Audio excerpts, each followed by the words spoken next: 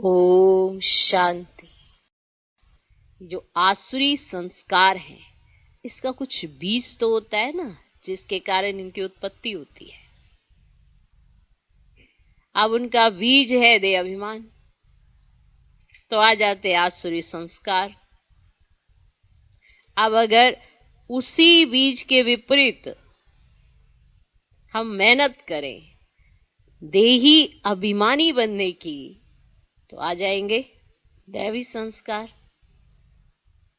अब आसुरी संस्कार का बीज देह अभिमान और दैवी संस्कारों का बीज देही अभिमानी। अब हम देखें और सोचें और विचार करें, किस हद तक सारे दिन में मेरी अवस्था देही अभिमानी रहती है, कितना मुझ में देह अभिमान है।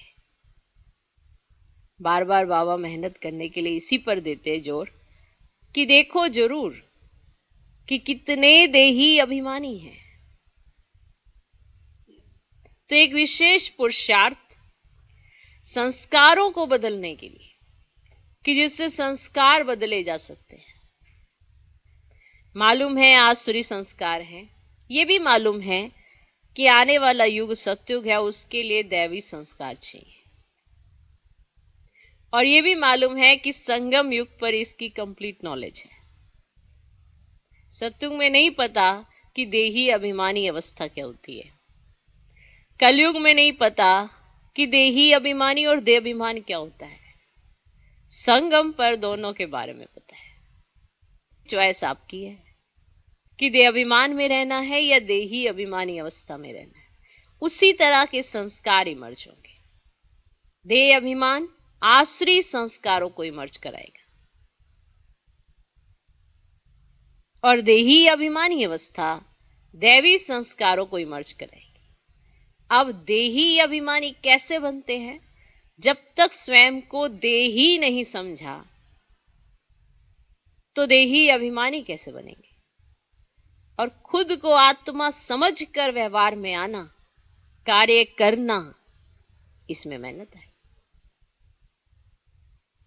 शरीर समझना इतना पक्का कर लिया कि शरीर पहले आत्मा पीछे, और पक्का करना है आज संगम पर आत्मा पहले शरीर पीछे। हर एक चाहता है ना मेरे संस्कार बदल जाए, क्योंकि आसुरी संस्कार किसको पसंद है? किसी को भी पसंद नहीं है। पर घड़ी घड़ी इस्तेमाल आसुरी संस्कारों का ही हो रहा है। तो जितना हो सके देही अभिमानी रहने का अभ्यास करो। हमेशा बाबा कहते हैं अभ्यास करो, क्योंकि बाबा जानते हैं कि घड़ी घड़ी देह अभिमान आएगा और आपको वापस से अटेंशन दिलाकर स्वयं को देही अभिमानी बनाना होगा। इसीलिए कहा अभ्यास करो। ये अभ्यास 1 या 2 दिन का नहीं, ये संगम युग पर ब्राह्मण जीवन में इसका अभ्यास चलता है। और जितनी जिसकी प्रैक्टिस होती है, उतना वो दैवी संस्कारों से संपन्न होता है। 100% नहीं कहेंगे, पर परसेंटेज मायने रखती है। 1% 70% है तो एक्टिविटीज में नजर आएगा कि इसमें दैवी संस्कार है। एक 30% है, 50% से नीचे है, तो नेचुरली उसके अंदर दैवी संस्कारों की उत्पत्ति बहुत कम होती है। तो संस्कारों को बदलने के लिए जितना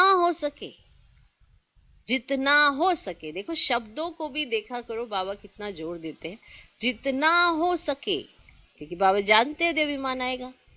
इसलिए जितना हो सके देही अभिमानी रहने का अभ्यास करो। देह अभिमान में आने से ही आसुरी संस्कार बनते हैं। आत्मा समझने की कितनी अच्छी प्रैक्टिस होनी चाहिए, तब कहीं जाकर हम देही अभिमानी रह सकते हैं। अभिमान शब्द अगर अकेला है तो सबको समझ में आता है कि ये गलत है। जब वो देही अभिमानी बन जाता है तो सबको मालूम है कि ये सही है। तो शब्द अपने मायने बदल देता है जब किसी के साथ जुड़ता है। देह अभिमान नुकसानकारक है, देही अभिमानी अवस्था फायदा ही फायदा है।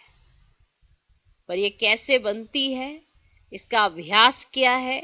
स्वयं को जब तक आत्मा निश्चय नहीं करोगे, आत्मा समझकर नहीं चलोगे, तो देह भान बार बार आएगा, क्योंकि 63 जन्म का अभ्यास है।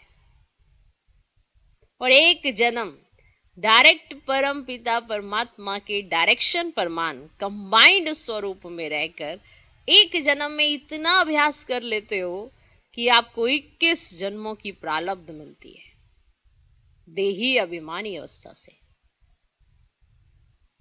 सिर्फ कहना ही तो मानना है, बस कहना मानने में परेशानी यहां है, इसीलिए है कि आत्मा समझकर कहना नहीं मानते, शरीर समझकर सुनते हैं।